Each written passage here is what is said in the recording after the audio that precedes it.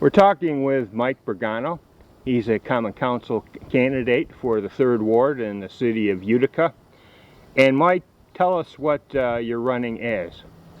Currently, I am running I'm first of all running for Common Council 3rd Ward, and I'm endorsed by the Republican and the Conservative Party for Utica. Okay, so the first part of this, we want people to get to know you. So, Mike Brigano, this is your life. Where were you born? Okay, I'm born and raised a lifelong Utican, Utica, New York. I went to Utica Public Schools, graduated from Proctor High School. Then I attended Niagara University, received my education, and I got a Bachelor of Science in Education. Then I pursued my master's degree in education at SUNA Cortland, and then I attended Syracuse University for advanced study in special education. So that's what you always wanted to be as a career then, a teacher? It's funny you should say that. Actually, I kind of knew I wanted to be a teacher when I was in the 11th grade. I volunteered at Albany Street School when I was an 11th grader at Proctor to help first graders read that had some learning difficulties. So still a problem today? Still a problem today in some respects, yeah. So let's talk a little bit about your parents, your mother, father, siblings. My mom and dad, yep, they're both lifelong Uticans as well. Unfortunately, they both passed away a few years back. I have 2 older brothers. I'm the baby of the family, and my 2 older brothers are in 70 and early 70s. What should we know about them? Anybody else got the political bug? I interviewed Julian, and of course we know Robert Julian was a famous politician in our area. Anybody in your family got the political bug? My brother was the treasurer of a person's, he lives out of state, but he was the campaign treasurer for a fella that he got acquainted with in Connecticut. And my other brother, he was a superintendent, a warden, so to speak, of a state prison in the state of Ohio. Now let's get to your immediate family. You're married, of course, and how many children do you have, and how did you meet your wife? I met my wife early on when I first started teaching. And where? In the city of Utica. Okay. And I have 3 grown children. What should we know about them? Michael, Danielle, and Daniel. Michael is a school psychologist in the city of Utica School District. My daughter's an oncology nurse who's been actually a nurse, and she started off as a nurse's aide, and currently she is a registered nurse in the infusion center at Faxon St. Luke's. And my youngest boy, Daniel, is a manager at the Plaza Hotel in New York City, and he pretty much caters to all the VIP guests. And what was the best advice you gave your kids? The best advice I ever gave my kids? Yeah. Keep your eyes open and your mouth shut. Well, that works for politics too, right? No, that's pretty funny. But I always told them, keep your eyes open and your mouth shut. But it's kind of funny that I would tell them that. But and the other thing that I always ask is, I'm sure you've made a few faux pas in your life. What did you sort of? Well, you sort of answered it, but what would you say traits that you have that you'd like your kids not to sort of repeat, or mistakes that you made that you wouldn't want them to repeat? What kind of advice? Did you ever give them that kind of advice? To be honest with you, not really. Because thank God, my wife and I are both blessed, really, that our kids never really, they just learn from their past experiences that they've had as far as traditional life stumbles, but they never really gave us too many problems. So let's get back to your career. Coming out of SUNY Cortland, You were born in Utica and raised in Utica, you told us, and educated for your early life in Utica. But did you always envision coming back and settling down in Utica? That's where my heart is in Utica, New York, and when I took my education classes, actually I commuted back and forth. That was the days prior to the computer and the internet. Mm-hmm. The only time I really left Utica part-time was to go to Niagara University. Was that a good experience for you, getting away a little bit and getting another perspective? Well, yes, it was, but also at Niagara,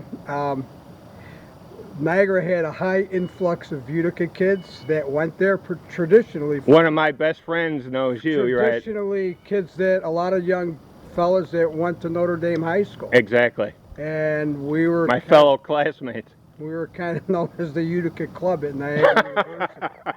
It's kind of funny, but that's the truth of it all.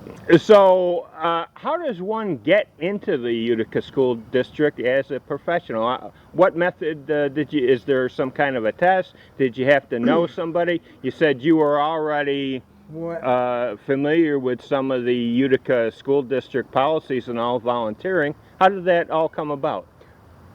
When I graduated from undergrad at Niagara, I began subbing in the Utica City School District. Back then, in the early years, teachers' jobs were far and few between. Mm-hmm. And I subbed, believe it or not, for 3 years, and being persistent and committed to the dream of becoming a full-time teacher. So for 3 years, I subbed with a 4-year degree. Believe it or not, everyone, making $27.50 a day. Now they're begging for teachers, right? What a world! Now teachers, it's just unbelievable. But you know, the teaching profession definitely has a shortage. Why you're a special ed professional, right? Yes, sir. Why that avenue? Why that avenue? Okay. Well, it's kind of two-sided story. When I went to Niagara, I got my degree in physical education. Oh, I didn't know that. Yeah, and as a physical education teacher, the jobs were even more difficult to get back then. Okay. So there was an influx of with special education teachers in the late 70s, early 80s. Actually, Gerald Ford generated a law, you know, free and equal education for all kids, regardless of their intellectual abilities. Mm-hmm. So that's when there was a big influx of special education teachers within all of education. Now it's one of the most highly in demand specialties, isn't it? There's currently openings right now in all districts. What's the reward for you in that field? Obviously, it's more than monetary. Obviously, the reward for me, I just always had a passion for working with kids that pretty much were disadvantaged socially, economically, emotionally, and academically. And I felt that as the person who I am, I felt that I was able to recognize those differences with and deficiencies with the kids, and I tried to hone in on them and kind of boost those qualities up within them so they had a voice and they started believing in themselves a little bit. And as you know, once anyone starts feeling good about themselves through experiences, I think they kind of push a little bit forward and try to get through the box a little bit and break barriers down. Now you're retired, or semi-retired, I guess now. How long did you serve in the school district? 40 years. Wow. 1979 to 2019. Well, you've seen some changes. Maybe we can talk about that in our next Q&A segment. But I wanted to know now. Let's bring us up to the present day. I think you're still in the school system, doing what and on what basis? I work part-time for the school district, and right now I'm what they call a superintendent hearing officer, and it allows me to be to look at the different issues that currently go on regarding the code of conduct within the school district and the certain disciplines. Oh boy, do I have questions for you next segment. And the certain disciplines when a code of conduct is violated. So, Tell us about that. I've never heard of that title position though. When was that started? Was that always there, or was that relatively new? Many years. It's been around back when I was a lot of years. So you're totally out of ESL then? You're into this new position? Totally out of special education, and I'm totally out of special ed. I'm sorry, not ESL. Okay. I'm totally out of special ed, and I just meet part-time when the schools call me to pretty much hear a specific case on a specific kid and make good sound decisions to further enhance the Utica School District Code of Conduct. However, the biggest thing and challenge that I see is that I realize that all kids need to be in school for an education. So a lot of times you got to make some really hard, difficult decisions to enhance the safety of well-being of all the kids. And however, also keeping in mind the education of this particular student that perhaps broke or violated a code of conduct. Okay, we'll get more into that next segment, but lastly, you've been connected to this district or ward for a long time. Tell us when you moved into this area and for how long? How long have you lived there? Well, 40 years, 1 month, and 15 days.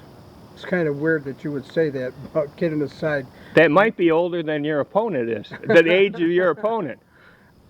My wife and I, we got married in August of '83, and we rented a house on Dryden Ave, 117 Dryden Ave, to be very honest.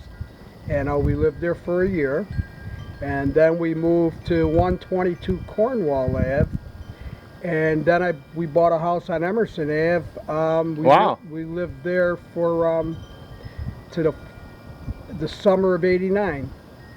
And the summer of '89, August 17th, we bought this house right here on Woodlawn. From the Risneys. People know the Risneys well. Yep. And we bought this house, and so we've lived here since August of '89.